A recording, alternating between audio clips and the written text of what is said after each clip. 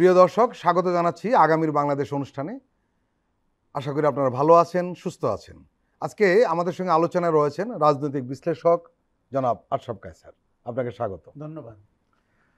আশরাফ কায়সার, বর্তমানে ভোটের যে জনমিতি, যাতে এই ধারণা পোষণ করা যায় বাংলাদেশে বড় দল বিএনপি, জামাত ইসলামী কিংবা জাতীয় নাগরিক পার্টি নয়, আওয়ামী লীগ বিরোধী, ভারত বিরোধীরাই সবচেয়ে বড় দল। কাজেই আওয়ামী লীগ ও ভারত প্রীতি যারা করছেন বা করবেন, তারা দ্রুত ছোট দল হয়ে যাবে। আপনার কি মনে হয়? এটি আমাদের রাজনীতির একটি নতুন বাস্তবতা। দেখুন, আমরা যখন আমাদের যৌবন কিংবা কৈশোরে ছিলাম, ভারত বিরোধী এজেন্ডা ছিল একটি দলীয় রাজনীতির প্ল্যাটফর্ম থেকে। কোনো দল বলতো যে নির্বাচন হলে ভারত আপনার মসজিদে উলুধ্বনি হবে, এগুলো আমরা শুনেছিলাম 80-র দশকে। পরবর্তীতে বিশেষ করে গত 16 বছর এবং আওয়ামী লীগ শাসনামলগুলোতে ভারতের যে অন্তর্ভুক্তি আমরা শাসনতন্ত্রে দেখতে পেলাম, বিশেষ করে গত 16 বছর, সেটি দিয়ে বোঝা গেল যে ভারত বিরোধিতা একটি রাজনৈতিক ইস্যু, শুধুমাত্র একটি রাজনৈতিক ইস্যু নয়, এটি একটি অর্থনৈতিক ইস্যু, এটি সার্বভৌমত্বের ইস্যু, এটি প্রতিরক্ষার ইস্যু, এটি কালচারাল ইস্যু। এখন এতগুলো ইস্যু একসাথে দানা বেঁধেছে, যার বিস্ফোরণ আমরা জুলাইতে দেখতে পেয়েছি। এই যে স্টুডেন্টরা, আপনি যদি গ্রাফিটি দেখেন, স্লোগান দেখেন, তাদের আশা আকাঙ্ক্ষা দেখেন, এবং যেইভাবে মানুষ ফুঁসে উঠেছিল, ভারতকে অত্যন্ত ঠান্ডা মাথায় পুরো জিনিসটা ভাবতে হবে যে তাদের অন্তর্ভুক্তি কোথায় কোথায় হয়েছিল এবং কেন একটি দেশ যে এখনও 1971 সালে মুক্তিযুদ্ধের জন্য কৃতজ্ঞতা বোধ করে, যদিও সম্পদ নিয়ে যাওয়া ইত্যাদি মেজর জলিলের ঘটনা আমরা জানি, সেই দেশটি কি করে হঠাৎ করে একটা অ্যান্টি ইন্ডিয়ান জায়গায় চলে গেল। আমরা ভারতের অনেক বিশেষজ্ঞকে এটা অ্যান্টি ইন্ডিয়ান বলতে শুনি, কেননা তারা প্রতিবেশী নেপাল, শ্রীলঙ্কা, মালদ্বীপকেও একই কথা বলে অভ্যস্ত। আমি কিন্তু মনে করি যে এটা প্রো বাংলাদেশ শব্দটি হবে, প্রো বাংলাদেশ, ইতিবাচক শব্দ। ভারতের ব্যাপারে আমাদের জোর করে কোনো বিরোধিতা আমরা করছি না, কিন্তু যেটি আমরা করছি সেটি হচ্ছে যে আপনার ইকুয়াল রাইটস এবং ইকুয়াল সম্মানের ভিত্তিতে দুটি দেশ একসাথে থাকতে পারে কিনা। দীর্ঘদিন আমরা বাংলাদেশে ভাড়াটের রাজনীতি দেখেছি এবং এখনও দেখছি ভাড়াটের সংস্কৃতি। এটি হচ্ছে যে ওই যে আপনি সীমান্তের ওপারে যে সংস্কৃতি, সেই দাদা সংস্কৃতি, বাবু সংস্কৃতি আমরা এখানে ধারণ করেছি। আমাদের এখানে কেউ কেউ ওই সংস্কৃতিটাকেই আমাদের সংস্কৃতি বলে চালিয়েছেন। আসলে ওটি বাংলাদেশের সংস্কৃতি না। বাংলাদেশের সংস্কৃতির ধারক কিন্তু, আমি যদি লেখকের নাম বলি, হুমায়ুন আহমেদ, শওকত আলী, আখতারুজ্জামান ইলিয়াস, আহমদ সাফা, আপনি যদি ফজলে লোহানীকে দেখেন, অথবা আপনি শফিক রহমানের লেখা দেখেন, আবুল মনসুর আহমদ, তাদের গায়ে কিন্তু আপনি ভারতের গন্ধ পাবেন না, একটি স্বাধীন স্বকীয় বাংলাদেশের সংস্কৃতির গন্ধ পাবেন। রাজনীতির ক্ষেত্রে এই ঘটনাটি আমরা এইভাবে দেখতে পাইনি, কেননা ভারত এমন একটি অবস্থান তৈরি করেছিল যে সরকার ভারতের পক্ষে হবে, বিরোধী দলও ভারতের অনুকম্পা নিয়ে চলবে, অনুকম্পা চাইবে, যেটা আমরা লক্ষ্য করেছি। আমরা 90-এর দশকে কিছু রাজনৈতিক দলকে দেখেছিলাম তীব্র ভারত বিরোধিতা করতে। তারা মূলত ছোট দল, কিন্তু বড় দলগুলোকে আমরা বিভ্রান্ত হতে দেখেছি, ক্ষমতায় থাকলেও ক্ষমতায় না থাকলেও। কিন্তু গত 16 বছরে যেটি ঘটেছে, ভারত অপরাধের সাথে যুক্ত হয়ে গেছে বাংলাদেশে। গণতান্ত্রিক আন্দোলন দমনের অপরাধ, নির্বাচন চুরি করার অপরাধ, আপনার ট্রান্সশিপমেন্ট ব্যবহার করা বা ট্রানজিট ব্যবহার করা, মাসুল না দেওয়ার অপরাধ, এবং এক দেশ আরেক দেশের যে গণতন্ত্রকামী মানুষ তাকে আদান প্রদান করেছে গুম, খুন, আয়নাঘরের নামে। কাজেই ভারতের ব্যাপারে এখন একটি নতুন রাজনৈতিক বাস্তবতা তৈরি হয়েছে। আমি মনে করি আগামী নির্বাচন, এখনও অনেক রাজনীতিবিদকে আমরা বিভ্রান্ত হতে দেখছি, আগামী নির্বাচন আপনাকে পরিষ্কার বলে দিবে যে ভারতের ব্যাপারে আপনার অবস্থান কত ভোট আপনার পক্ষে এনেছে, এবং ভারতের ব্যাপারে আপনার দোদুল্যমান অবস্থান কত ভোট আপনার কাছ থেকে চলে গেছে। আমি খুব মনোযোগের সাথে লক্ষ্য করছি। আমি যেই তরুণদেরকে দেখতে পাই, যারা নতুন 4 কোটি ভোটার, আমি যে মানুষের উপলব্ধি দেখতে পাই, সাহস দেখতে পাই, এবং সার্বভৌমত্ব বা স্বাধীনতার পক্ষের মানুষ, তারা কিন্তু ভারত বিরোধী রাজনৈতিক অবস্থা। অনেক রাজনৈতিক বিশ্লেষক বলছেন, যেটা আপনিও বললেন, সেটা হলো যে এই ভোটের যে জনমিতি, 4 কোটি ভোটার তারা যারা কখনোই ভোট দেয়নি, এর মধ্যে সবাই বেশিরভাগ হলো তরুণ। কাজে পুরনো ভোটের হিসাবটা কি আর সামনে টিকবে? আমার মনে হয় পুরনো ভোটের হিসাব যারা কষতে যাবে তারা বিভ্রান্ত হবে এবং তারা লুজার হবে। কেন? 17 বছর আগের রেফারেন্স আপনার কাজ করবে না, এমনিতেই করে না। দ্বিতীয়ত হচ্ছে আমরা একটি গণ অভ্যুত্থানের ভেতর দিয়ে একটা শক্তি পালিয়ে গেছে, কাজেই নতুন বাস্তবতা। তৃতীয় হচ্ছে গণ অভ্যুত্থানটি যারা করেছে তারা তরুণ, তাদের যে রাজনৈতিক উপলব্ধি এবং বাস্তবতা সেটির মন আকাঙ্ক্ষা আপনি আগামী নির্বাচনে প্রতিফলিত হতে দেখেন কিনা। চতুর্থত হচ্ছে অনেক রাজনৈতিক দলকে আমরা পুরনো কৌশলে পুরনো চেহারায় অপারেট করতে দেখছি। কাজেই নির্বাচনটি আপনাকে, আমি আগেও আপনার এই অনুষ্ঠানে বলেছি, অনেকভাবে আমাদের চোখ খুলে দিতে পারে। আমি একটা উদাহরণ দিই। ধরেন একটা ধর্মভিত্তিক দল যাকে আপনি পছন্দ করেন না, কারণ ধর্মীয় রাজনীতি বাংলাদেশে অনেকে লাইক করে না, কিন্তু ধরুন তো ওই দলটি যদি ভারত বিরোধী অবস্থান নিতে পারে, তাহলে মানুষ কি তার ভারত বিরোধী অবস্থানকে মোর অ্যাপ্রিসিয়েট করবে, নাকি ধর্মভিত্তিক দলের ভয় থেকে তার থেকে দূরে থাকবে? এটি কিন্তু আমরা জানি না, এটি আমরা জানার অপেক্ষায়। বিএনপিকে 16 বছরে আমরা তীব্রভাবে ভারত বিরোধিতা করতে দেখিনি। যখন ক্ষতিটি হচ্ছিল তখনও বিএনপির কোনো কোনো নেতাকে আমরা দেখতে পেয়েছি তারা ভারতের সাথে সম্পর্ক রাখতে চেয়েছেন। ঐতিহাসিক 2-4টি ভুল করার কারণে তারা ভারত থেকে সরে গেছিলেন। এখন তাদের গত 11 মাসের রাজনীতিতে আমি পরিষ্কারভাবে ভারতের ব্যাপারে অবস্থান দেখছি না। যেমন আমি শুরুতে পলাতকদের ব্যাপারেও তাদের অবস্থান বেশ নড়বড় দেখতে পাচ্ছিলাম। আপনি কিন্তু মনে রাখবেন, মানুষ প্রত্যেকটি ঘটনা নোট নিচ্ছে, নজর রাখছে, নিজের মতো করে কৌশল প্রণয়ন করছে। রাজনৈতিক বিশ্লেষকরা বলছেন যে সংস্কার কেন্দ্রিক বিভিন্ন ইস্যুতে জামাত, ইসলামী আন্দোলন ও এনসিপির সঙ্গে বিএনপির মত ভিন্নতা রয়েছে। জামাত, এনসিপি ও ইসলামী আন্দোলনের দাবি আগে সংস্কার তারপর নির্বাচন। অন্যদিকে বিএনপি দ্রুত নির্বাচন চায়। দলটি বলছে নির্বাচনের জন্য জরুরি সংস্কার কাজ শেষ করে দ্রুত নির্বাচন দেওয়া হোক। দীর্ঘদিন ধরে তারা এই দাবিটা জানিয়ে আসছে। বিএনপি বনাম অন্য 3 দলের মধ্যে যে দূরত্ব এমন পর্যায়ে পৌঁছেছে যে ইসলামী আন্দোলন ও জামাতের সোহরাওয়ার্দী উদ্যানের সমাবেশে অন্য দলগুলোকে আমন্ত্রণ জানানো হলেও বিএনপিকে আমন্ত্রণ জানানো হয়নি।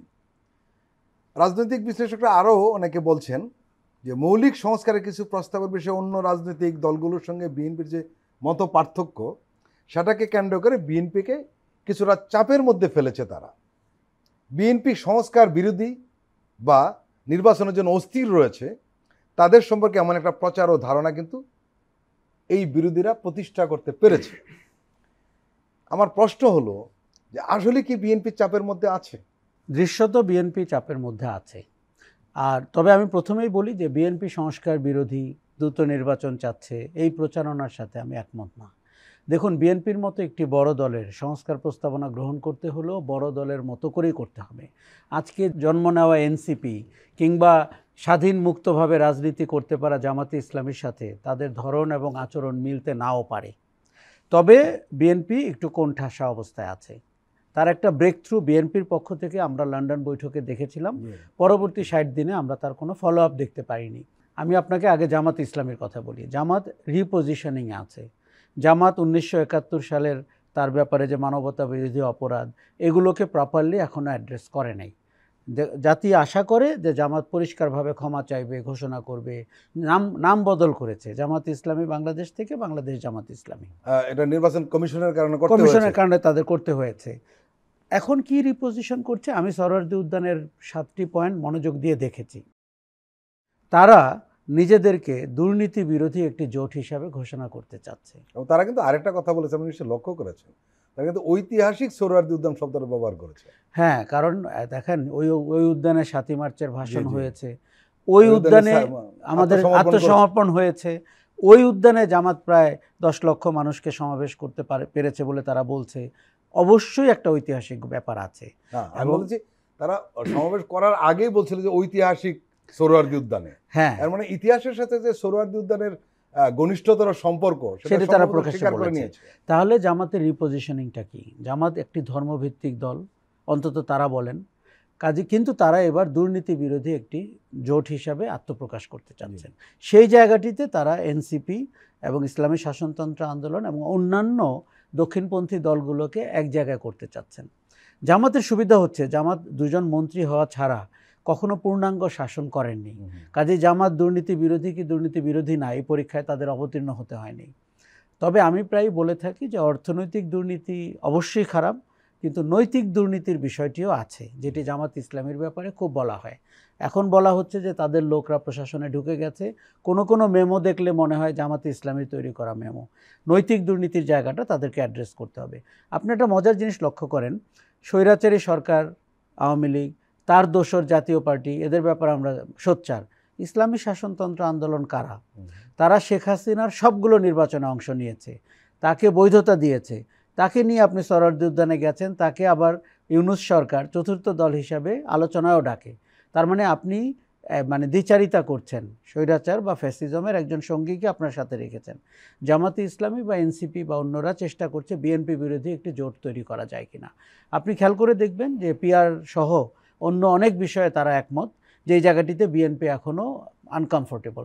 কিন্তু আমার মনে হয় যে দেখার অপেক্ষায় আমরা, যে মানুষ এই দলগুলোর ৭১ সাল, ধর্মভিত্তিক নারীদের প্রতি হেনস্থা ইত্যাদি বিষয়কে সামনে আনে, নৈতিক দুর্নীতির বিষয়কে বিবেচনা করে, নাকি বিএনপির ব্যাপারে যে দুর্নীতির অভিযোগ অতীতে আছে এবং আগামীতেও তারা এটি করবে না এমন গ্যারান্টি নাই। কিন্তু কেউ মিস্টার 10% বলছেন, কেউ হাওয়া ভবন বলছেন, কেউ অপশাসন বলছেন।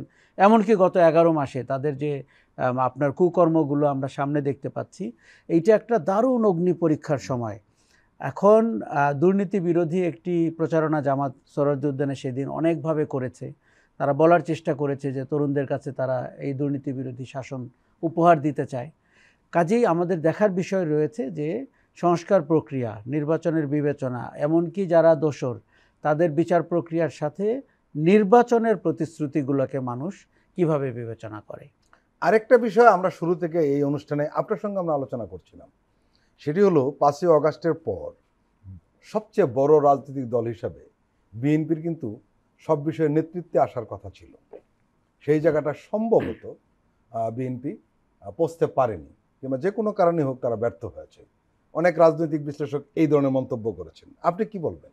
স্বাভাবিকভাবে অনুমিত ছিল যে 5ই অগাস্টের পরে বিএনপি ফ্রন্ট সিটে চলে আসবে, ড্রাইভিং সিটে থাকবে। কিন্তু আমরা দুটি সিগনিফিক্যান্ট ঘটনা দেখলাম। 5ই অগাস্টে জেনারেল ওয়াকারুজ্জামান বিএনপির কোনো নেতার নাম বলতে পারেননি। উনি মামুনুল হকের নাম বলেছেন, ডক্টর শফিকুর রহমানের নাম বলেছেন, প্রথম বলেছেন, দুইবার বলেছেন, এবং আসিফ নজরুলের নাম বলেছেন। এবং আসিফ নজরুল ধরলাম সরকারের দিকে গেলেন, প্রফেসর ইউনূসকে নিয়ে সরকার গঠন করলেন। বিএনপির একজন লোকের নাম না বলতে পারা আমার কাছে খুব তাৎপর্যপূর্ণ, খুব সিগনিফিক্যান্ট। কেননা পরবর্তী অনেক ঘটনা প্রবাহের সাথে আপনি এটা মিল খুঁজে পাবেন। বিএনপি ঠিক তড়িঘড়ি করে যখন নয়াপল্টনে অনুষ্ঠান করলো 72 ঘন্টার মধ্যে, সেটিও খুব দৃষ্টিকটু লেগেছে। পরে আমরা অন্তর্বর্তী সরকারকে একটু অবস্থান নিতে দেখলাম, তাদের কোঠর থেকে একটি দল বেরোতে দেখলাম, এনসিপি। তাদের আবার 3 জন উপদেষ্টা থাকলে এখনও 2 জন আছেন, এবং জামাতে ইসলামীকে এক ধরনের ভাই ব্রাদার আচরণের ভিতরে সরকারের সাথে দেখতে পেলাম, ফ্রেন্ডস অ্যান্ড ফ্যামিলি। আমরা তো শুরুর দিকে মনে হচ্ছিল দে আর পার্ট অফ গভর্নমেন্ট। অ্যাবসলিউটলি। এবং আপনি তাদের কোনো আচরণ, আস্ফালন, এমনকি প্রশাসনকে কন্ট্রোল করার আচরণ, এবং কিছু কিছু চাঁদাবাজি এবং দৌরাত্ম্যের আচরণ, আমরা তাই দেখলাম। তখন আমরা বিএনপির সাথে সরকারকে একটি দূরত্বের অবস্থানে দেখতে পেলাম। রাজনৈতিক কৌশলের জায়গায় বা রাজনৈতিক ব্যাপ্তি এবং ম্যাচুরিটির জায়গায় বিএনপি যা করতে পারত সেটি না করে কোনো বিএনপি নেতাকে আমাদের হঠকারী মন্তব্য করতে দেখলাম। অনেকটা পালিয়ে যাওয়া লোকদের মতোই বিএনপি নেতারা শারীরিক উষ্ণতা এবং গরম শেয়ার করতে শুরু করলেন, যেটি তাদেরকে পিছিয়ে দিয়েছে। মানুষ বিএনপির কাছে আশা করেছিল গঠনমূলক এবং ভবিষ্যৎ স্পর্শী, আপনার শাসন ক্ষমতায় যাওয়ার মতো আচরণ। সেই জায়গাটিতে আমি বিএনপিকে মনে করি বিএনপি শেষের দিকে নমনীয় হয়েছে, কিন্তু বিএনপির মধ্যে আমরা রাষ্ট্র পরিচালনার ভিশন কম পেয়েছি। রাজনৈতিক অঙ্গনে নানা আলোচনা গুঞ্জন রয়েছে যে সামনের দিনগুলোতে এমন পরিস্থিতি তৈরি হতে পারে যাতে বিএনপি একা হয়ে যাওয়ার একটা আশঙ্কা রয়েছে। অনেকে আবার একটা অন্যভাবে বলছেন যে আমরা রাজনৈতিক অঙ্গনে এখন যা দেখছি সবই ট্রেলার, পিকচার আবি বাকি হে। কি বলবেন? এরকম অনেক তত্ত্ব বাজারে আছে। যেমন একটি তত্ত্ব আপনাকে বলি যে এই সরকারের অধীনে নির্বাচনটি হবে না, আরও একটি সরকার হবে, সেটিকে আমরা জাতীয় সরকার বলতে পারি, তত্ত্বাবধায়ক সরকার বলতে পারি, নির্বাচনটি তারা করবেন। তাদের ভিত্তি হচ্ছে যে এই সরকারটি নিরপেক্ষ না। কেননা এই সরকার কিংস পার্টির জন্ম দিয়েছে, এই সরকারের ভেতরে দক্ষিণপন্থীদের অনুপ্রবেশ ঘটেছে, এই সরকারের সাথে বিএনপির দূরত্ব তৈরি হয়েছে, এইসবকে পুঁজি করে তারা কথাটি বলছেন। তাদের পক্ষে যুক্তি হিসাবে দাঁড়াচ্ছে যে সরকারটিকে আমরা মানে আপনার কম্প্রোমাইজ দেখতে পাচ্ছি তাদের প্রতিশ্রুতির ব্যাপারে। অন্তর্বর্তী সরকারের ডেফিনেশন যদি আপনি পড়েন, তাদের প্রধানতম কাজ একটি নির্বাচিত দলের খাতে বা ওরা তো কেয়ারটেকার সরকারের এরা সেই কাজটিতে তারা কিন্তু পরিষ্কার না, নন ট্রান্সপারেন্ট। সরকারের কারো কারো বক্তব্যে আমরা কনফিউজড হয়েছি যে এরা আসলে আরও বেশি অ্যাম্বিশাস হয়ে উঠছেন কিনা, এবং কেউ 5 দেখালে তারা মনে করেন যে 5 বছর তাদেরকে থাকতে বলেছে। কাজেই সরকারটিকে আমরা স্বচ্ছ এবং জবাবদিহিমূলক দেখছি না নির্বাচনের জন্য বা গণতান্ত্রিক শাসনের জন্য।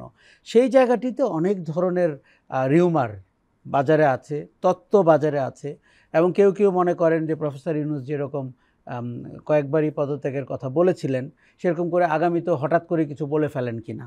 কাজেই নির্বাচনটি যদি তারা দিন তারিখ ঘোষণা করেন, সেটি তাদেরকে অনেক উপকার করবে, মাঠের স্টেক হোল্ডারদের করবে। আমরা নির্বাচন কমিশনকে দেখতে চাই যে তারা শক্তিশালী হয়ে নির্বাচনটি কন্ডাক্ট করার দিকে রওনা দিতে পারে। কদিন আগে একজন রাজনৈতিক বিশ্লেষক বলেছেন যে রাজনৈতিক নেতারা কোনোভাবেই নতুন কোনো পথে হাঁটছেন না। তিনি বলছেন যে অনেকে বলতে পারেন জাতীয় নাগরিক পার্টি পুরনো কাঁধে হাঁটছে, কিন্তু বিএনপি কিংবা জামাত ইসলাম এখন সবচেয়ে বড় জনপ্রতিনিধিশীল রাজনৈতিক সংগঠন। বিএনপির মাঠের রাজনীতি, সরকার সঙ্গে দলটির বোঝাপড়া, জাতীয় ঐক্যমত্য কমিশনে তাদের কার্যক্রম, কোনো কিছুই কি বলে যে তারা নতুন পথে হাঁটছে, কিংবা জামাত কি কোনোভাবে নতুন পথে হাঁটছে? সত্যিকার অর্থে আমরা 3টি দলের কথা যদি বলি, সদ্য জন্ম নেওয়া এনসিপি সহ কেউ রাজনীতির নতুন পথে হাঁটছে না। কেননা নতুন পথটি ছিল ঠিক গণ অভ্যুত্থানটি যেমন করে হয়েছিল সেই পথটি। আপনি প্রতিষ্ঠানগুলোকে চ্যালেঞ্জ করবেন, প্রচলিত মতবাদগুলোকে চ্যালেঞ্জ করবেন, প্রচলিত ভঙ্গিকে চ্যালেঞ্জ করবেন এবং নতুন কিছুর জন্ম দিবেন। আপনাকে আমি হলফ করে বলতে পারি, বাংলাদেশের মানুষ এই সরকার, অন্তর্বর্তী সরকারের কাছে তাই প্রত্যাশা করেছিল, এবং আমার ধারণা অন্তর্বর্তী সরকার জন আকাঙ্ক্ষা ধরতে পারেনি। তারা অত্যন্ত অথর্ব একটি সরকার এবং তারা মানুষের প্রত্যাশা পূরণ করতে পারেনি। তারা এমন সব ইস্যুকে সামনে এনেছেন যেটি আমাদের জাতীয় প্রত্যাশা ছিল না। একইভাবে রাজনৈতিক দলগুলোকে আমরা যদি দেখি, তারা প্রতিষ্ঠান হিসাবে অত্যন্ত দুর্বল। তাদের এক ব্যক্তির শাসন, তাদের দলের কালচার, সেই জায়গাটি থেকে তারা বেরোতে পারেনি। এমনকি এনসিপিকে আমরা পদযাত্রার আগে অত্যন্ত প্রচলিত পথে হাঁটতে দেখেছি। পদযাত্রাটা একমাত্র ভিন্নতা এনেছে তাদের রাজনীতিতে। এখন বিএনপি বা জামাত ইসলামীকে যদি আমরা দেখি, তারা তাদের ভেতরে, সংগঠনে, আচরণে, এমনকি আপনার প্রতিশ্রুতি প্রদানে কোনো জায়গায় ভিন্নতা তৈরি করতে পারেননি। এখন সমস্যাটি হচ্ছে যে আমরা একটা ভিন্ন সরকার পেলাম না। সরকারের অনেক আচরণ হাসিনা সরকারের আচরণের মতো। আমরা ভিন্ন রাজনৈতিক প্রতিশ্রুতি পেলাম না, রাজনৈতিক দলগুলোর মধ্যে সেই সংস্কৃতি গড়ে উঠল না। তাহলে পরিবর্তনটি আপনি যে মানুষের দোরগোড়ায় পৌঁছে দেবেন, সেটি কি করে দেবেন? দুটি সম্ভাবনাই কিন্তু নষ্ট হয়ে গেছে। সরকারটি ভিন্ন পথে হাঁটতে শুরু করেছে, রাজনৈতিক দলগুলো শর্টকাট খোঁজার চেষ্টা করেছে ক্ষমতায় যাওয়ার জন্য, কোনো রকমের সংস্কার না করে। এখন একটি কমিশন হয়েছে এবং সেখানে কিছু গুরুত্বপূর্ণ সংস্কার নিয়ে কথা হচ্ছে, কিন্তু আপনি মনে রাখবেন যে 2007-08-এও এরকম সংস্কার হয়েছিল। পরবর্তী বিজয়ী সরকার কিন্তু ওই অর্ডিন্যান্সগুলোকে সংসদে পাশ করেনি। এবার করবে, এর কোনো গ্যারান্টি আমরা এখনও দেখতে পাচ্ছি না। এই যে আমরা জুলাইয়ের শেষে এসে কথা বলছি, জুলাই সনদটি আপনার না করলে সরকারের অস্তিত্ব, আমাদের আগামীর প্রত্যাশা, এমনকি এনসিপি বা অভ্যুত্থানকারীদের নিরাপত্তা, কোনটিকে আপনি নিশ্চিত করছেন? এবং এটি করতে আপনার 11 মাস। আমরা জানি না জুলাই প্রক্লেমেশন আসলে কি হচ্ছে, এর ভেতরের কন্টেন্ট কি। আমার মনে হয় একটি শব্দ পর্যন্ত মানুষের জানা উচিত, কেননা সেগুলোই কিন্তু আপনার রক্ষা কবচ। দেখুন, আমরা ফ্যাসিবাদী শাসন আর কোনো দিন বাংলাদেশে আসুক চাই না, এইরকম গণহত্যাকারী দল বাংলাদেশে আসুক চাই না, কিন্তু সেগুলো মুখে যত বলা সহজ, আপনার তো আইনি রক্ষা কবচ লাগবে। আইনি রক্ষা কবচের জায়গাটিতে আমরা দুর্বল দেখতে পাচ্ছি এবং সরকারটিকে যথেষ্ট জোরালো দেখছি না। রাজনৈতিক দলগুলোকে বুঝে বুঝে কথা বলতে দেখছি এবং একটা খপ্পরে পড়ে গেছে। সেই খপ্পর থেকে আবার কে বের করতে পারবে, মানুষ ওই আশায় আছে। প্রিয় দর্শক, আমরা এখন একটি বিরতি নিচ্ছি, আপনারা আমাদের সঙ্গেই থাকুন।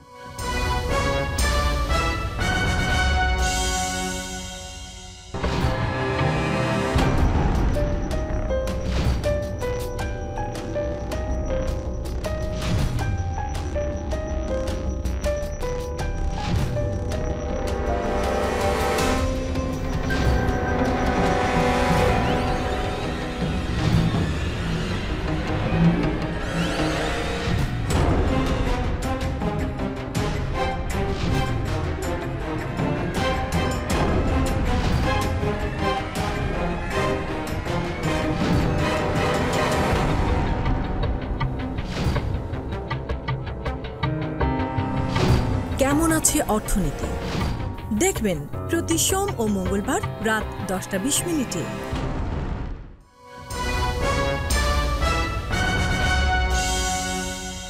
আবারও স্বাগত আগামীর বাংলাদেশ অনুষ্ঠানে। আজকে আমাদের সঙ্গে আলোচনায় রয়েছেন রাজনৈতিক বিশ্লেষক জনাব আশরাফ কায়সার।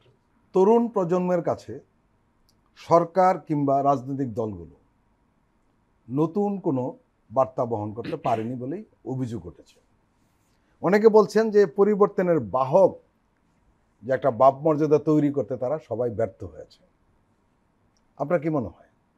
দেখুন, আমরা প্রথমে বিএনপির কথা বলি। বিএনপির মূল নেতৃত্বকে আমরা বলতে শুনছি তারা বাংলাদেশকে $1 ট্রিলিয়ন ইকোনমির দিকে নিয়ে যাবেন, যেটি এখন $500 বিলিয়ন প্রায়, এবং তারা বলছেন 1 কোটি মানুষকে তারা চাকরি দিবেন 18 মাসের মধ্যে। দেখুন, এগুলোকে আমরা রাজনৈতিক রেটোরিক্স বলি। এগুলো আপনি যত কম বলবেন নতুন রাজনৈতিক পরিবেশে আপনাকে তত ক্রেডিবল মনে হবে। এগুলো আমরা অতীতে বলতে শুনেছি। আপনার মনে আছে কিনা, হাসিনা পলায়নের ঠিক আগে আগে FBCCI একটি অনুষ্ঠান করেছিল, $1 ট্রিলিয়ন অর্থনীতি। ওই লোকগুলোও পালিয়ে গেছেন। কাজেই এটি হচ্ছে আমাদের একটা অতীত থেকে শিক্ষা। বিএনপির ভেতরে এমন বুনিয়াদি কোনো আপনার কাজ আমরা দেখতে পাইনি যার উপরে মানুষ ভরসা করবে। দেখুন, বিএনপির পক্ষেই বলছি কথাটা, 17 বছর ধরে তারা ক্ষমতার বাইরে। ক্ষমতা বদলে গেছে, অর্থনীতি বদলে গেছে, শাসন ক্ষমতা বদলে গেছে। তাদের অত্যন্ত ভালো করে ট্রেনিং নিতে হবে, দেশ কী করে চালাতে হয়, মন্ত্রণালয় কী করে চালাতে হয়। ট্রেনিং না নেওয়ার বিপদ কি জানেন? অন্তর্বর্তী সরকারের উপদেষ্টাগুলোকে আপনি দেখেন, একটার চেয়ে একটা অ্যাডমিনিস্ট্রেটিভ কোয়ালিটিতে পুয়ার, এবং তাদের মতলব খারাপ এটা আমি বলতে চাই না, কিন্তু তাদের দক্ষতা অভিজ্ঞতা নাই। ফলে সচিবরা তাদের ঘাড়ে বসেছে, ব্যুরোক্রেসি তাদের ঘাড়ে বসেছে। বিএনপি যদি 17 বছরের রেফারেন্স ছাড়া দল ক্ষমতায় যায়, যদি সম্ভাবনা বেশি, তার হাতে বাংলাদেশ নিরাপদ না। কেননা এই সচিবরাই হাসিনাকে তৈরি করেছিল, এরাই এরশাদকে তৈরি করেছিল, এরাই বিএনপির দুঃশাসনের সময় তার পাশে দাঁড়াতে পারেনি। কাজেই বিএনপি দিয়ে আমরা তরুণদের কাছে নতুন বার্তা দেখতে পাচ্ছি না। জামাতে ইসলামীর নেতাকে অনেক উজ্জীবিত মনে হচ্ছে, এবং তারা গা থেকে 71 সরিয়ে ফেলে চেষ্টা করছেন, এবং রক কাটার সংস্কৃতি থেকে বেরিয়ে এসে চেষ্টা করছেন, দুর্নীতি বিরোধী একটি সমাজ উপহার দিবেন। এই রেটোরিক্সেরও কোনো বাস্তব ভিত্তি আমরা পাই না। তাদের প্রস্তাবনা কি? তারা দুর্নীতিটা বন্ধ করবেন কি করে? এখন তাদের লোক কম দুর্নীতি করে এরকম প্রমাণ আমাদের হাতে হয়তো আছে, কিন্তু যথেষ্ট পরিমাণে নাই। আমরা কিন্তু গত 11 মাসে জামাতের লোককেও থানা ঘেরাও করতে দেখেছি, পদপদবি নিয়ে ঝামেলা করতে দেখেছি, এবং খারাপ মেমো তৈরি করতে দেখেছি। এই জায়গাটিতে তরুণরা হতাশ, এবং তাদের নিজেদের দল, যদিও এনসিপি তরুণদের কতটা প্রতিনিধিত্ব করে আমি ডাউটফুল, তারপরেও নামে তো তারা তরুণদের দল, সেই দলটিও গণ অভ্যুত্থানের স্পিরিট রাজনীতিতে আনতে ব্যর্থ হয়েছে। এবং রাজনীতির নতুন খেলোয়াড় হিসাবে তারা যে গ্ল্যামারটা ধারণ করতে পারতো, যেটা আমরা শ্রীলঙ্কাতে দেখেছি, অন্য অনেক দেশে দেখেছি, তারা সামহাও ওই পথে হাঁটতে পারেনি। তাদের লোভ লালসা পেয়ে গেছে, তাদের ভুল পণ্ডিতরা তাদেরকে পরামর্শ দিয়েছেন, এবং তারা প্রচলিত রাজনীতির হালুয়া রুটি পেতে চেয়েছেন। তাদের যদি 5 বছরের ধৈর্য থাকতো, তারা হয়তো রাজনীতিতে অনেক ভালো করতেন। অবস্থানের জায়গাতেও তারা সেন্টার লেফট না হয়ে সেন্টার রাইট হয়েছেন। দেখুন, অভ্যুত্থানে সেন্টার রাইটের অনেক লোক আপনার সাথে ছিল, আমি যুক্তির খাতিরে ওটা মেনে নিলাম। ভোটের রাজনীতিতে আপনি সেন্টার রাইটে তো সবাই রয়েছে, সেখানে আপনি নতুন ভোটটি কী করে পাবেন? আমাদের সেন্টার লেফটের যে মানুষজন, যারা মুক্তিযুদ্ধ এবং ধর্মনিরপেক্ষতা, হাসিনার প্রতারণার পরেও এই দুটি জায়গায় নিজেদেরকে বিলং করে, আপনি তাদের কাছে তো একেবারেই দূরত্বে তো চলে গেলেন। আমরা দেখতে পাচ্ছি যে সেন্টার রাইটে মোটামুটি সব দল, এনসিপিকে আমরা ভেবেছিলাম সেন্টার লেফটে যাবে, উল্টা বিএনপিকে আমরা দেখতে পাচ্ছি যে সবসময় রাইট এবং সেন্টার রাইট ছিল, সে এখন কিছুটা সেন্টার লেফটের মতো কথা বলছে। তাহলে তরুণদের কাছে রাজনীতির আইকন কে? তরুণদের কাছে রাজনীতির আইডিয়ালস কারা? তরুণদের কাছে বিরাট সংকট। এটা কিন্তু আমি আপনাকে বলি, দেখুন, অভ্যুত্থানটি হয়েছে অল্প দিনের ভেতরে, সবাই রাস্তায় নেমেছে, পলাতকরা যার যার মতো পালিয়ে গেছে, কিন্তু নির্বাচনটি তো গণতন্ত্রের একটি প্রধান যাত্রা। এইখান থেকে যদি আরেকটা গলদ শুরু হয়, আমরা কখনোই কিন্তু আমাদের সেই মানে গন্তব্যটি খুঁজে পাবো না, যার জন্য 1400 মানুষ জীবন দিয়েছে, যার জন্য 30,000 মানুষ আহত হয়েছে। কাজেই রাজনৈতিক বাস্তবতায় আমার মনে হয়েছে যে যেই রাজনীতি বদলে যাওয়া রাজনীতি আমরা বলতে পারতাম, সেরকম কোনো রাজনীতি আমরা বাজারে দেখতে পাচ্ছি না। আমরা একটা অন্য প্রসঙ্গে যাই। রাজনৈতিক দলগুলোর নেতাদের আয় রোজগার কিভাবে হয়, তাদের সংসার কিভাবে চলে এত জাঁকজমকপূর্ণভাবে, এই প্রশ্ন তুললে অনেকে রেগে যান। আমরা দেখছি পুরনো রাজনৈতিক দলগুলোর শীর্ষস্থানীয় অনেক নেতারই কোনো দৃশ্যমান ইনকাম নেই। তারা কিছু করেন না, কিন্তু তাদের বিলাসবহুল জীবনযাপনে কোনো অসুবিধা হয় না। এই প্রশ্নটা স্বাভাবিক। আপনি আমার ইনকাম নিয়ে প্রশ্ন করতে পারছেন, কিন্তু আমি আপনার ইনকাম নিয়ে প্রশ্ন করতে পারছি না। আমরা কেন পারবো না? এটি স্বাভাবিক অবস্থা না। আপনার প্রশ্ন করতে পারা উচিত। এবং আমি বলতে চাই সবচেয়ে বেশি বৈষম্যের জায়গাটি এটি। আমাকে যিনি শাসন করবেন, যিনি মন্ত্রী হবেন, সংসদ সদস্য হবেন, যিনি নীতি প্রণয়ন করবেন, আইন প্রণয়ন করবেন, তার অর্থের উৎস যদি বেআইনি হয়, অবৈধ হয়, আইনানুগ পথে না হয়, তিনি কি করে এই 2-4টি ভালো কাজ আমাকে ডেলিভার করবেন? তার মানে এই কারণে তারা পারেন না। এখানে রাজনীতিবিদদেরকে সন্দেহের চোখে দেখা হয়, কালো তালিকাভুক্ত মনে করা হয় এবং মনে করা হয় উনি জাদুর কাঠি হাতে নিয়ে এসছেন। উনি বিরোধী দলে থাকলে কিছুদিন দৌড়াদৌড়ির উপরে থাকেন, সরকারে আসা মাত্রই আমরা দেখি 500 গুণ 400 গুণ সম্পদ বেড়ে যায়। এবং এটি পাবলিকলি যেই স্টেটমেন্ট তারা দেন তাতে আমরা পাই নির্বাচনের আগে হলফনামায়। তাদের বিন্দুমাত্র লজ্জা হয় না এই তথ্য দিতে, এবং তারা উল্টো এলাকায় এবং দলের ভেতরে সমাদৃত হন যে উনি এত ক্ষমতাবান, তার এত টাকা হয়েছে, উনি প্রভাবশালী। এখন এই রাজনীতি কিন্তু মানুষ 5ই আগস্ট বিদায় করেছে। এই যে ভিআইপি সংস্কৃতি, যে আপনার গাড়িতে লাইট জ্বলবে, গাড়ির সামনে পেছনে পুলিশ থাকবে, আপনি একটা বিশেষ হর্ন ব্যবহার করবেন, আপনার চেয়ারের পেছনে টাওয়েল থাকবে, এগুলো মানুষ বর্জন করেছে। এখন গণ অভ্যুত্থানকারী মানুষের পক্ষে কি সম্ভব অফিসে ঢুকে ঢুকে, আপনারাই তো তখন বলবেন যে মব তৈরি হয়েছে, চেয়ারের টাওয়েলটি ডাস্টবিনে ফেলে দেওয়ার অথবা মাননীয় শব্দটি পরিত্যাগ করার? আমি সেদিন একটি অনুষ্ঠানে গিয়েছিলাম, বিএনপি মহাসচিব মির্জা ফখরুল বলেছিলেন যে আমরা যেন মাননীয় শব্দটি আর কখনো ব্যবহার করতে না হয়, কাউকে না, আপনি মিস্টার বলবেন। এই প্রতিটি শব্দ, প্রতিটি জেস্চার আমাদেরকে গণতান্ত্রিক চর্চায় পিছিয়ে দেয়। রাজনীতিবিদদের শুধু ব্যক্তিগত ইনকাম না, তার দলের ইনকাম পর্যন্ত আপনাকে প্রকাশ্যে বলতে হবে। দেখুন, আমরা দেখতে চাই ক্রাউড ফান্ডের দল আছে কিনা, আমরা দেখতে চাই এমনকি রাজনৈতিক দল হিসাব নিকাশে বিশ্বের সবচেয়ে নামকরা অডিটরকে আমন্ত্রণ জানাতে পারে কিনা।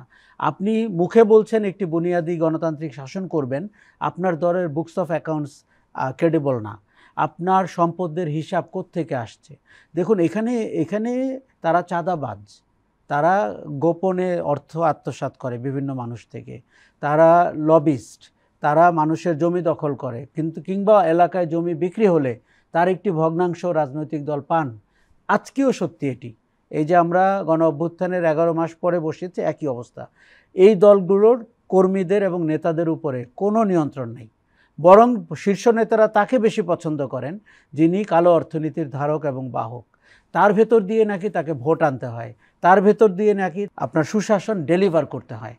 গোড়ায় এত গলদ, এত নোংরা। আপনি খেয়াল করে দেখবেন কেন সুস্থ মস্তিষ্কের লোক, কেন সুপরিচিত প্রফেশনালস রাজনীতিতে আসে না। কেন? কারণ হচ্ছে এই জায়গাটি তারা এত নোংরা করে রেখেছেন যাতে আপনি দূরে থাকেন, ভয়ে আসেন না। এবং 2-1টা জায়গায় আমরা একটু সমালোচনা করলাম, এতটুকু মেনে নেওয়ার মোটা চামড়া তারা তৈরি করে ফেলেছেন। জিয়াউর রহমান যখন দল গঠন করেছিলেন, তিনি ঠিক এই প্রফেশনালদেরকে ডেকেছিলেন, ডাক্তারকে ডেকেছিলেন, আপনি চার্টার্ড অ্যাকাউন্টেন্টকে ডেকেছিলেন। এখন কেন আমরা এটি দেখি না? আমরা গত 11 মাসে একটি দলকে দেখলাম না নতুন করে ড্রাইভ করতে, মানে প্রফেশনাল, শিক্ষিত, রুচিবান মানুষকে দলে নিতে। এখানে একটা কথা বলি আপনাকে, আগে সব রাজনৈতিক দলের, আর আমি অনেক আগের কথা বলছি, তাদের আলাদা একটা পরিচয় থাকতো সমাজে। উনি হয়তো শিক্ষক হতেন, গবেষক হতেন, অথবা আইনজীবী হতেন, অথবা ব্যবসায়ী হতেন, কোনো না কোনো একটা তার পরিচয় ছিল। এখন কিন্তু অসংখ্য রাজনীতিবিদ যারা শীর্ষস্থানীয় পর্যায়ে রয়েছেন, তাদের আলাদা কোনো ডেজিগনেশন নেই, আলাদা কোনো প্রফেশন নেই, আলাদা কোনো ইনকামের রাস্তা নেই। এটি অবিশ্বাস্য। এবং এইখানে যদি আপনি সংস্কার করতে না পারেন, আপনি কোনো দিন রাষ্ট্রের সংস্কার করতে পারবেন না এবং সুশাসনের সংস্কার করতে পারবেন না। আপনাকে বলি, একসময় পার্লামেন্টে 2/3 বেশি মানুষ ছিলেন আইনজীবী অথবা অন্যান্য প্রফেশনের। এরা পেশাদার লোক ছিল, পেশাদার মানুষ, ইনকাম ইনকাম সোর্স ছিল, সেটি আস্তে আস্তে নষ্ট হয়ে একসময় ব্যবসায়ীদের হাতে চলে গেল। অথবা এই রাজনীতিবিদরা যারা না ব্যবসায়ী, না প্রফেশনাল, না কিছু, তার মানে এই চরিত্রগুলো কিন্তু আমাদের কাছে অসহনীয় কিন্তু বাস্তবতা। এখন আপনি যদি আগামী নির্বাচনে যান, আমি খুবই মনোযোগের সাথে লক্ষ্য করব বিএনপি, জামাত বা এনসিপি কাদেরকে প্রার্থী করছে। আপনি কি সেই শিক্ষককে খুঁজে বের করতে পারেন, সেই আইনজীবীকে বের করতে পারেন, সেই চিকিৎসককে বের করতে পারেন?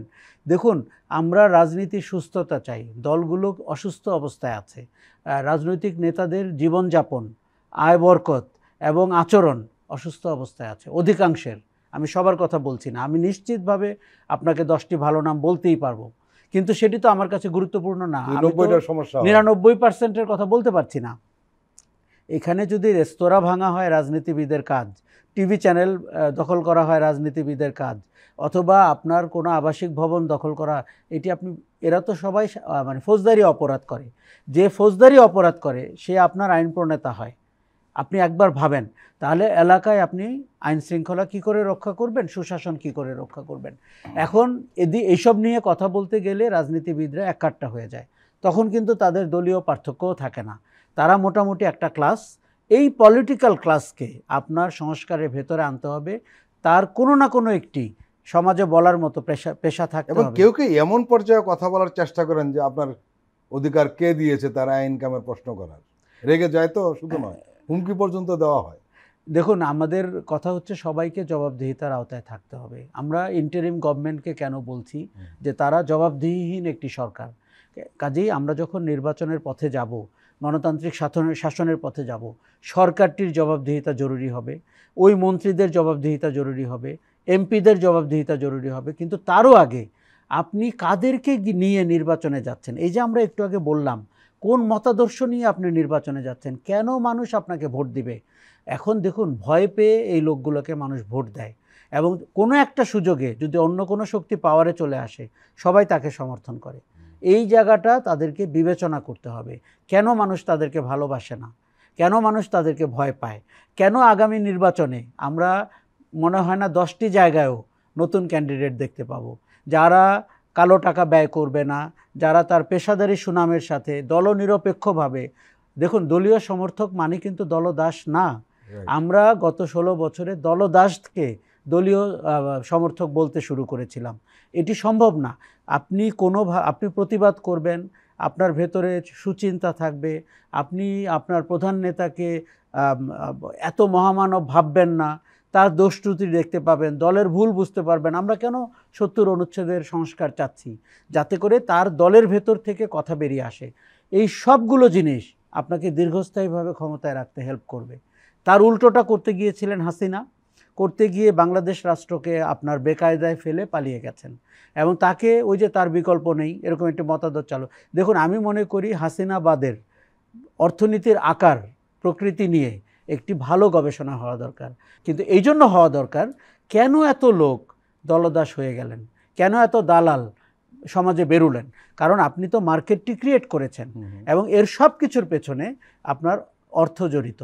ওখানে একটি বই লিখলে পয়সা পাওয়া যায়, শেখ মুজিবকে নিয়ে সিনেমা বানালে পয়সা পাওয়া যায়, এবং তার একটি মানে ডকুমেন্টারি বানালে পয়সা পাওয়া যায়। ক্ষেত্রটি উন্মোচিত করা হয়েছিল। আগামীতে রাজনৈতিক নেতারা যেন অতীতের কোনো ফাউন্ডার, রাষ্ট্রপতি অথবা সাবেক কোনো আমির, তাকে নিয়ে যেন এই ব্যবসাটি শুরু না করে। রাজনৈতিক সংস্কৃতি বদলানো ছাড়া আপনি দেশের সংস্কৃতি বদলাতে পারবেন না। এটির আমাদের একটি সহাবস্থানের রিয়ালিটি। পচনটি অথবা মাছের কোয়ালিটি ভালো হয় মাথা থেকে। রাজনীতি সমাজের মাথা, এটি তো আমরা মেনে নিচ্ছি। কিন্তু আপনি যদি দক্ষ, যোগ্য এবং অনেস্টির দিক থেকে সেই লোকগুলো না হন, তাহলে তো আমরা ভুল লোকের হাতে আমাদের রাজনীতি এবং শাসন ক্ষমতা দিয়ে দিচ্ছি, যেটি অত্যন্ত ভয়ঙ্কর। গত 15 বছরে ফ্যাসিস্ট সরকারের সময় আমরা একটা জিনিস লক্ষ্য করেছি, এমনকি আমরা যারা গণমাধ্যম কর্মী তারা এই বিষয়ে খুব অ্যালার্ট থাকতাম। সেটি হলো, শেখ পরিবারের কারো কোনো সমালোচনা করা যাবে না। শেখ মুজিব, শেখ হাসিনা এবং শেখ রেহানা তো অনেক দূরের ব্যাপার।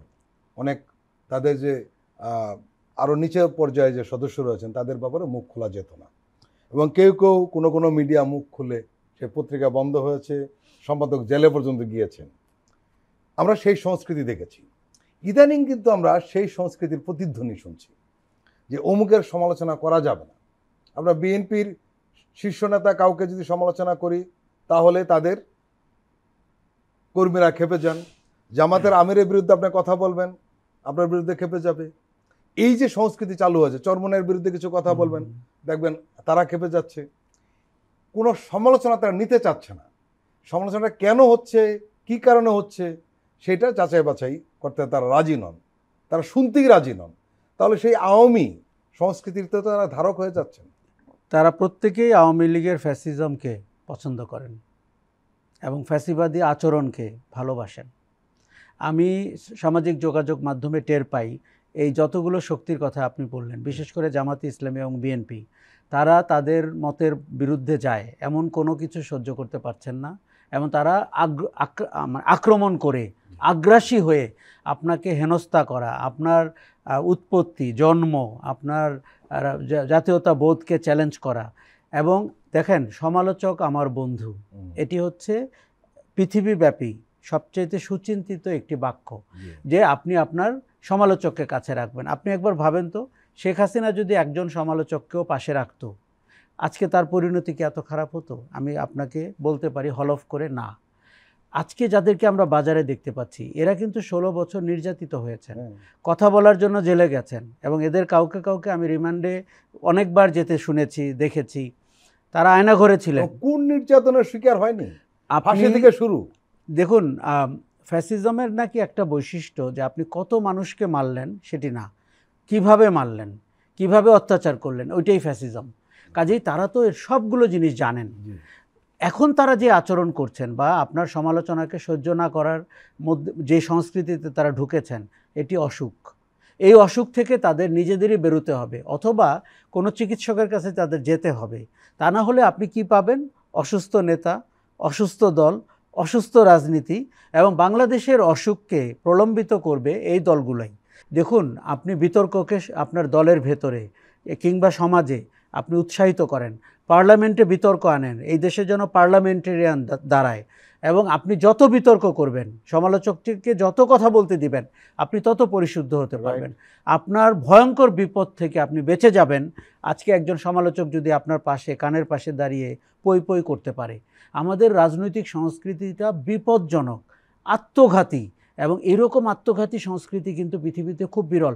দেখুন, একটির চেয়ে একটির দল প্রতিষ্ঠান হিসাবে এত দুর্বল, তাকে একটা টোকা দিয়ে ভেঙে ফেলা যায়। কেননা তার ভেতরে তো কোনো প্রাতিষ্ঠানিক সভ্যতা নেই, সংস্কৃতি নেই, সাংগঠনিক কাঠামো নেই, ব্যক্তি পূজার। এবং ওই ব্যক্তিটিকে তারা কি করেন জানেন? মাননীয় মাননীয় বলে তারা এমন জায়গায় নিয়ে যান যিনি উনি প্রশ্নের ঊর্ধ্বে। সমাজ জানলো উনি দুর্নীতি করছেন, সমাজ জানলো উনি অপশাসন করছেন, সমাজ জানলো উনি আপনার সম্পত্তির উপরে হাত রেখেছেন, কিন্তু দলের কর্মী মনে করতে থাকে অন্ধের মতো যে উনি আমার নেতা, ওনার সাথে থাকলে আমার একমাত্র উন্নতি হবে। অসুস্থ কালচার রাজনীতিতে, যে কারণে আপনি খেয়াল করে দেখেন যে আমাদের সমাজে এখন পর্যন্ত বলা হয় না রাজনীতিতে যুক্ত হওয়ার, বলা হয় এটি একটি বিপজ্জনক পদ, এই পদ থেকে দূরে থাকতে। তাহলে দেশের যে সুসন্তানরা, মেধাবী মানুষরা, কালচারালি হাইলি সিগনিফিক্যান্ট পিপল, তারা কি করে রাজনীতিতে আসবেন? তারা রাজনীতিতে না আসা পর্যন্ত আপনি কিন্তু রাজনৈতিক সংস্কৃতির পরিবর্তন দেখতে পাবেন না। প্রিয় দর্শক, আমরা আবার একটি বিরতি নিচ্ছি, আপনারা আমাদের সঙ্গেই থাকুন।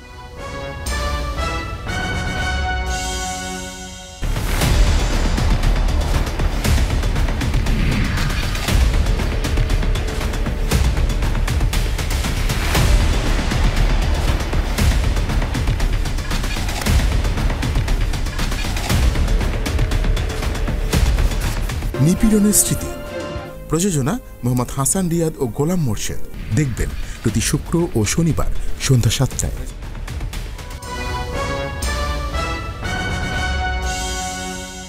আবারও স্বাগত আগামীর বাংলাদেশ অনুষ্ঠানে। আজকে আমাদের সঙ্গে আলোচনায় রয়েছেন রাজনৈতিক বিশ্লেষক জনাব আশরাফ কায়সার।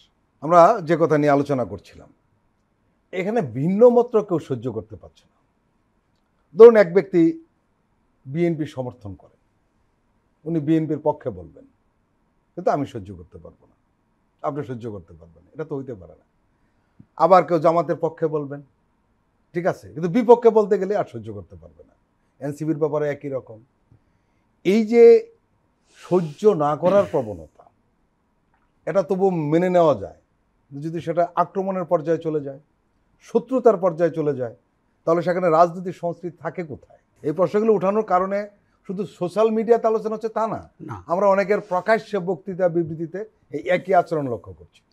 ওই সমালোচনা সহ্য করার মতোই ভিন্ন মতকে সহ্য না করতে পারা, এটিও একটি ওই অসুখেরই এক্সটেনশন। দেখুন, ভিন্ন মতকে আপনার শ্রদ্ধা করতে হবে এবং ভিন্ন মত থেকে আপনি নতুন চিন্তার খোরাক পাবেন। রাজনীতি হচ্ছে পৃথিবীর সবচেয়ে সুন্দর চিন্তার, সবচেয়ে সৃজনশীল চিন্তার কাজ। সেই জায়গাটিকে আমরা কিছু আততায়ীর হাতে বন্দি অবস্থায় পাচ্ছি এবং তারা আপনাকে ভয় দেখায়, তারা আপনাকে ঢুকতে দেয় না, তারা আপনাকে কখনো কখনো আক্রমণ করে। আমি সামাজিক যোগাযোগ মাধ্যমে একটা উদাহরণ হিসাবে বলেছি, কিন্তু তার বড় উদাহরণটা কিন্তু জীবনে, সমাজে, রাষ্ট্রে। এখন আপনি মানে এই জায়গাটি, আরেকটা জিনিস হচ্ছে যে এটাকে ব্যবসায়িক ক্ষেত্র হিসাবে কিভাবে অনাকর্ষণীয় করা যায়, এটি আমাদের একটি বড় প্রধান কাজ। দেখুন, রাজনীতি হচ্ছে বলা হয় সবচেয়ে বড় ব্যবসা, ভালো ব্যবসা, সবচেয়ে কম পুঁজিতে সবচেয়ে বেশি উল্লম্ফন হয় এই ব্যবসায়, বা আমরা মানে ইনসেন্টিভ পাই। এখন এটি আপনি উল্টো ডিরেকশনে নেন। ধরেন একজন এমপি যদি 50 কোটি টাকা খরচ না করতে হয়, ওনাকে যদি 2 কোটি খরচ করতে হয়, তিনি কিন্তু তার উপরে হয়তো 10 গুণ আয় করতে চাবেন, সেটিও রাষ্ট্রের অংশ হিসাবে কম।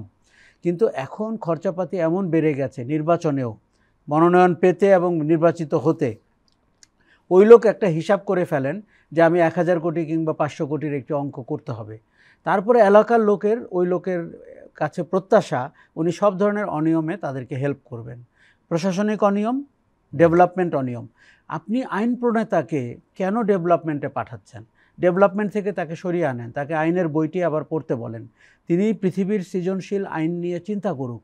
পার্লামেন্টে যদি কোনো মানুষকে ফ্রি স্পিচ দিতে হতো, সে যে পড়াশোনাটা করতো, আপনি 300টা এমপিকে সেই কাজ দিয়ে দেন। আমি আপনাকে হলফ করে বলছি, অনেক লোক এই চাকরি ছেড়ে দিবে, এই কাজ ছেড়ে দিবে। অনেকে এরকম বলে যে তখন এমপি প্রার্থী আর খুঁজে পাওয়া যাবে না। অফকোর্স খুঁজে পাওয়া যাবে না। আপনি যখনই মৌচাকে ঢিল মারবেন, আপনি যখনই এর অর্থবিত্তের আকর্ষণ আস্তে আস্তে কমাতে থাকবেন, একবারে হবে না, 4টি নির্বাচনকে আপনি মাথায় নেন, তখন দেখবেন আপনি মাইক দিয়ে ঘোষণা করলেও এমপি হতে কেউ রাজি না। কারণ এমপির কাজ যদি হয় আইন প্রণয়ন করা, কে চায় আইন প্রণয়ন করতে? কাজেই আমাদেরকে অনাকর্ষণীয় করে ফেলতে হবে। দলগুলোর দীর্ঘদিন টিকে থাকার এটি একটি মূল মন্ত্র বা সিক্রেট রেসিপি হতে পারে, সে দলের ভেতরে এই ক্লিনজিংটা করতে পারছে কিনা। যেই দল এটা আগে করতে পারবে সে সবচেয়ে বেশি বেনিফিটেড হবে। দেখুন, দলের বয়স কিংবা নেতার বয়স বিবেচ্য না, রাজনীতির বয়স, রাজনীতির চেহারা, এটি বিবেচ্য। যেই দল আগামী নির্বাচনে নতুন রাজনীতি নিয়ে বাজারে আসতে পারবে, সেই দলের ভবিষ্যৎ আমি দারুণ দেখতে পাচ্ছি। তাদের নেতাদের বয়স 24-28 না হলেও হবে। কাজেই এরকম একটি পথে যাত্রা শুরু করতে পারা আমার মনে হয়। দেখুন, ঐক্যমত্য কমিশন, অনেক কমিশন হয়েছে, আমাদের মূল কথা কিন্তু এইটা, রাজনৈতিক সংস্কৃতি বদলানো। সেই জায়গাটি আলোচনা করা হলো না। আমরা কিছু প্রশাসনিক আলোচনা করলাম, কিছু অর্ডিন্যান্স নিয়ে কথা বললাম, আইনি পথে আলাপ করলাম, সংবিধান সংস্কার নিয়ে বললাম, কিন্তু রাজনীতির সংস্কার ছাড়া আপনি নতুন বাংলাদেশ গড়তে পারবেন না। সবশেষে একটি বিষয় নিয়ে আপনার সঙ্গে আলোচনা করতে চাই, কারণ এই বিষয়টি নিয়ে খুব বেশি কথা হচ্ছে। সেটা হলো বিএনপির ভারপ্রাপ্ত চেয়ারম্যানের দেশে ফেরা। আমরা শুরু থেকেই দেখছিলাম যে তারেক রহমানের দেশে ফেরাটা তার দলের জন্য খুবই জরুরি। যতই দিন যাচ্ছে এই জরুরতটার মাত্রাটা আরও বেশি বাড়ছে। আমরা দেখলাম যে গতকাল একটি দৈনিক পত্রিকায় বিএনপির মহাসচিব মির্জা ফখরুল ইসলাম একটা দীর্ঘ সাক্ষাৎকার দিয়েছেন এবং সেখানে দলের ভারপ্রাপ্ত চেয়ারম্যান তারেক রহমান দেশে ফেরা নিয়ে একটি প্রশ্ন ছিল। মির্জা ফখরুল স্বীকার করেছেন যে এই সময়ে তারেক রহমানের উপস্থিতি খুব বেশি জরুরি। তবে তিনি এটাও বলেছেন ওনার ফেরার কোনো নির্দিষ্ট সময়সীমা নির্ধারণ হয়নি। এর কারণ হিসাবে তিনি গ্রেনেড মামলার কথা উল্লেখ করেছেন। তিনি বলেছেন যে এই মামলাটি শেষ হলে তিনি শিগগিরই দেশে ফিরবেন। আসলে বিএনপির মধ্যে যে কিছুটা সংকট তৈরি হয়েছে, সেটা হলো নেতৃত্বের একটা বড় সংকট। অনেকেই বলছেন, এবং আমরা গণমাধ্যম কর্মী হিসাবে যতটুকু বুঝি বা দেখি, আমরা মনে করি যে এই মুহূর্তে তারেক রহমানকে দেশে ফিরে দলের হালটা ধরলে এই বিএনপির ভিতরে যে নানান ধরনের সংকট তৈরি হচ্ছে সেটা অনেকখানি কমে যেত তার অনুপস্থিতি। কিন্তু সংকটটা বাড়ছে কিন্তু তার উপস্থিতি না থাকার কারণে। এই যে তার দেশে ফেরা না ফেরা, এটা নিয়ে নানান প্রশ্নও কিন্তু উঠেছে, কি বলবেন? দেখুন, আমি মনে করি যে he is led by 6 months. ওনার 6 মাস আগে ফেরা উচিত ছিল। তখনও হয়তো বেশ কিছু মামলা ঝুলেছিল, কিন্তু একজন রাজনীতিবিদ সব মামলা ওঠার পরে আমি দেশে ফিরব, মানুষের কাছে ভালো বার্তা যায় না। তার মানে আপনি ঝুঁকি নিচ্ছেন না, তার মানে আপনি আইনানুগ পথে দেশ চলুক, আপনার মামলাটিও চলুক, এবং তাতে যদি আপনার শাস্তিও হয়, আপনি অভিযুক্ত হন, সেটিও একজন রাজনীতিবিদদের জন্য বড় অর্জন। এর বাইরে রাজনীতির যে অঙ্ক, এর বাইরে যে সমীকরণ, সেটি সুরাজনীতি এবং গণতান্ত্রিক রাজনীতির অঙ্ক না। এখন তারেক রহমান 6 মাস আগেই ফিরতে পারতেন। তার বিরুদ্ধে আমরা দেখেছিলাম যে মামলাগুলো, রাজনৈতিক মামলা কিংবা আপনার সাজানো মামলা, সবই কিন্তু একটা একটা করে উঠছিল। এটি একটি চরিত্রগত রাজনৈতিক বড় রাজনীতিবিদ হতে হলে আপনাকে ঝুঁকি নিতে হবে এবং মানুষের কাতারে দাঁড়াতে হবে, কখনো বিচারালয়কে মোকাবেলা করতে হবে। তিনি ওই জায়গাটিতে ব্যর্থ হয়েছেন। দ্বিতীয় যেটা ব্যর্থ হয়েছেন সেটি হচ্ছে তার দল যেইভাবে নেতৃত্বে থাকতে পারতো, যেইভাবে সংস্কারকে লিড করতে পারতো, সেটি করতে পারেনি। আমরা জানি কেন করতে পারেনি, কেননা এই ব্যাপারে আপনাকে ডিসাইসিভ হতে হয়। আপনি একজনের কথায় সংস্কারের প্রক্রিয়া 5 মাস এগিয়ে যেতে পারতো। সেই জায়গাটিতেও বাংলাদেশ ক্ষতিগ্রস্ত হয়েছে। এক হচ্ছে তার উপস্থিতি তার সংস্কার প্রক্রিয়াকে ক্ষতিগ্রস্ত করেছে। তৃতীয় হচ্ছে দলের ভেতরে আপনার যে সংস্কার বা আচরণগত পার্থক্য এবং নেতৃত্বের কাউকে কাউকে সামনে আনা পেছনে ফেলা, এই কাজটিও আমরা রিমোটলি আপনি করতে পারবেন না। কেননা আপনি ধরেই নেন আপনার কাছে 4টি বা 3টি পক্ষ হাজির হয় টেলিফোনে কিংবা ভিডিও কলে, আপনি গ্রাউন্ডে থাকলে যে ডিসিশনটি 1 মিনিটে নেওয়া যায় সেটি 1 বছরেও নেওয়া যায় না দূরে থাকলে। এরকম। চতুর্থ হচ্ছে, আপনি যদি প্রধানমন্ত্রী ক্যান্ডিডেট হন আগামী নির্বাচনে, আপনার দলের সাথে সম্পর্ক, সরকারের সাথে সম্পর্ক, উন্নয়ন সহযোগীদের সাথে সম্পর্ক, সেনাবাহিনীর সাথে সম্পর্ক, এগুলো আপনাকে করতেই হবে। এখন এগুলো না করে আপনি নির্বাচনে যাবেন এবং প্রধানমন্ত্রী হিসাবে নির্বাচিত হবেন, এই ঘটনা ঘটা খুব অস্বাভাবিক। এবং এর অতীত আছে, তার হাওয়া ভবন আছে, তার বিএনপি শাসন আমল আছে, অনেক কিছুই মিথ্যা ছিল, অনেক কিছুই ফুলিয়ে ফাঁপিয়ে বলা হয়েছে। You need to clarify by facts যে আমাদের এটা ঘটেছিল, এটা ভুল হয়েছিল, এটা ঠিক হয়নি, এটা প্রোপাগান্ডা হয়েছে। রাজনীতিবিদের প্রথম এবং একমাত্র কাজ জনগণের সাথে সামনাসামনি বসে সব কিছু স্বচ্ছ এবং জবাবদিহিমূলক করা। উনি যে গেইন করতে পারতেন নেতা হিসাবে, দলের প্রধান হিসাবে, ভবিষ্যৎ প্রধানমন্ত্রী হিসাবে, সেই পুরো জায়গাটা কিন্তু আমি বলবো অচল হয়ে গেছে এবং সেই জায়গাটিতে উনি পয়েন্ট গেইন করতে পারেননি। এখন বিএনপি দিন দিন নাজুক অবস্থায় যাচ্ছে। সংলাপে সে নেতৃত্বের জায়গায় নাই, রাজনীতিতে নেতৃত্বের জায়গায় নাই, তার মূল নেতৃত্ব দেশের বাইরে, অনেকগুলো গোষ্ঠীর সাথে তাদের সম্পর্ক স্বাভাবিক হয়নি। এরকম নাজুক অবস্থায় কিন্তু অন্যরা জোটবদ্ধ হয়ে একটা ম্যাজিক ঘটানোর চেষ্টা করছে। এবং আপনি খুব অবাক হয়েন না, আমাদের কোনো স্টেক হোল্ডার যদি সেই ম্যাজিকের দিকে নিজেকে নিয়োজিত করে, কেননা এবং কেউ কেউ করছে, আগামীতে আরও চরিত্র হাজির হবে যাদের জন্য মনে হবে যে, ধরেন যারা নাকি প্রো পিপল পলিটিক্স করে না, এই আমাদের অন্যতম একটি দল তাই করে, তারা সবসময় সেনাবাহিনী কিংবা প্রশাসন এগুলোর সাথে মিলে একটা নির্বাচনে ভালো ফল করতে চায়। কাজেই বিএনপিকে সতর্ক থাকতে হবে। বিএনপির পুঁজি হচ্ছে মানুষের ভালোবাসা, মানুষ তাদেরকে ভোট দেয়। এখন এইটাকে একমাত্র পুঁজি হিসাবে অবলম্বন করে আগামীর যে কঠিন নির্বাচন, সেটি পার হতে পারা বিএনপির জন্য কঠিন আছে। আশরাফ কায়সার, আপনি আমাদের দীর্ঘ সময় দিলেন, আপনাকে আন্তরিক ধন্যবাদ। প্রিয় দর্শক, আজকের অনুষ্ঠান আমরা এখানে শেষ করছি। আপনারা ভালো থাকবেন, সুস্থ থাকবেন। আল্লাহ হাফেজ।